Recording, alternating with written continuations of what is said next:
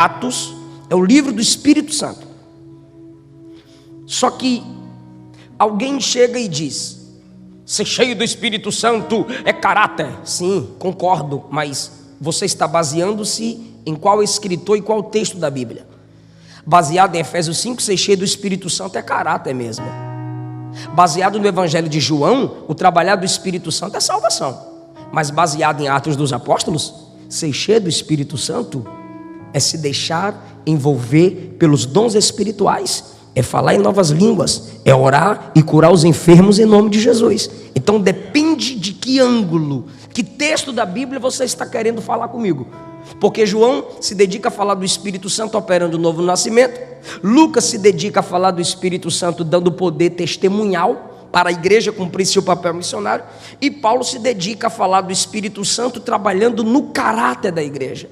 Aí, quando o Espírito Santo me salva, na instrução de João, quando o Espírito Santo me enche, na instrução de Lucas, e quando o Espírito Santo trabalha no meu caráter, na instrução de Paulo, aí eu estou vivendo a plenitude do Espírito Santo. Mas tudo isso é um processo. Adolescentes,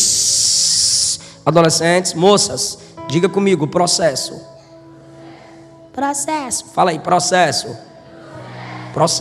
Então a santificação é o processo do Espírito Santo em nós, e no dia do arrebatamento, a glorificação.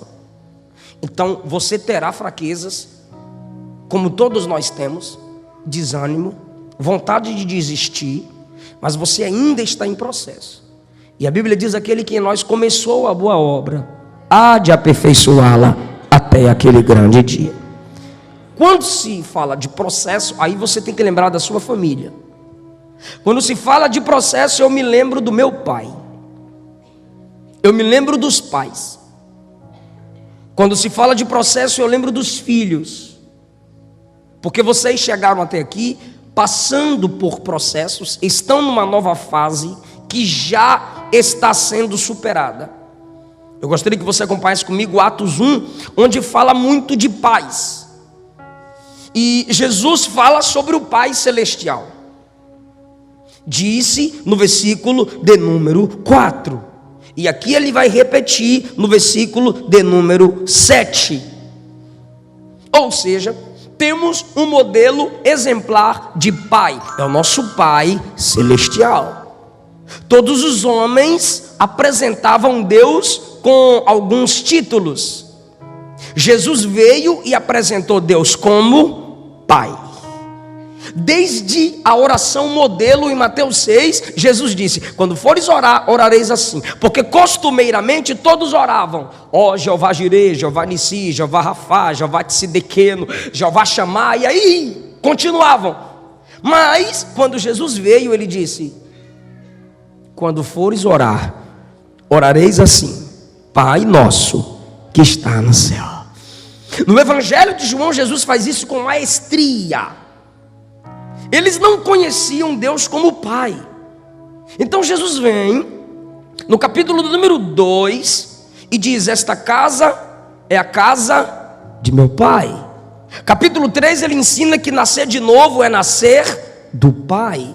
Capítulo 4 Jesus ensinou a mulher samaritana que o Pai é Espírito e procura verdadeiros adoradores que o adorem em Espírito.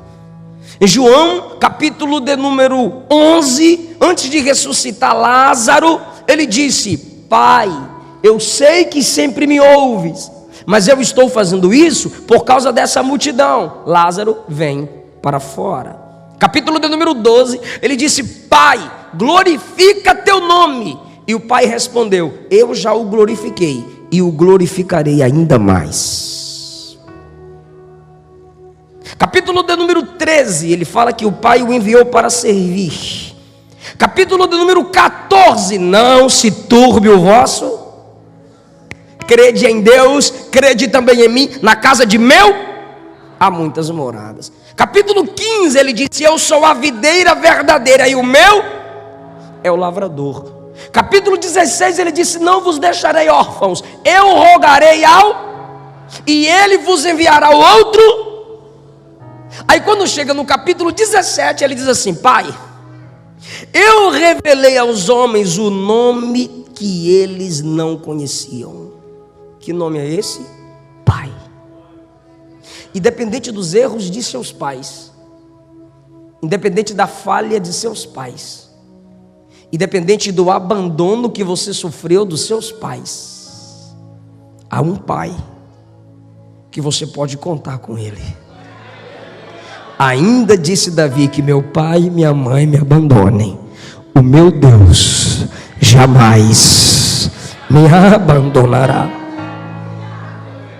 Se você está longe da casa de pai, volta para a casa do papai e deixa ele te tratar como filho.